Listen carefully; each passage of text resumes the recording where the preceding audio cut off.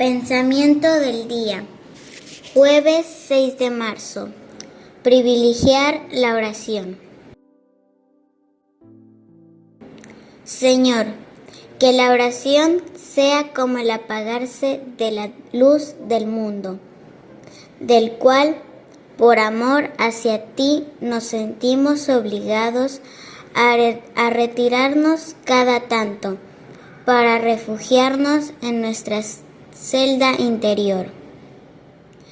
Que no salgamos nunca de ella, salvo cuando es nuestro deber hacerlo.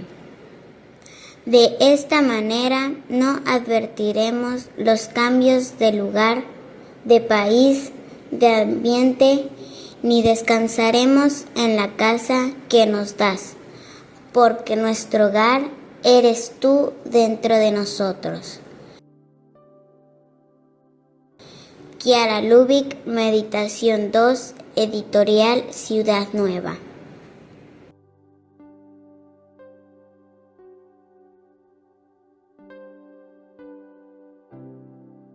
Palabra de vida. Marzo de 2025. ¿Cómo es que miras la paja que hay en el ojo de tu hermano y no reparas en la viga que hay en tu propio ojo?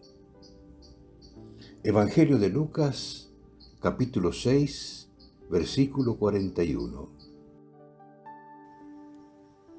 Es importante para nosotros que nos coloques un like, un dedito para arriba, si este pensamiento te gustó. Que también en los comentarios nos digas qué te pareció, que nos cuentes de dónde sos, de dónde los estás viendo.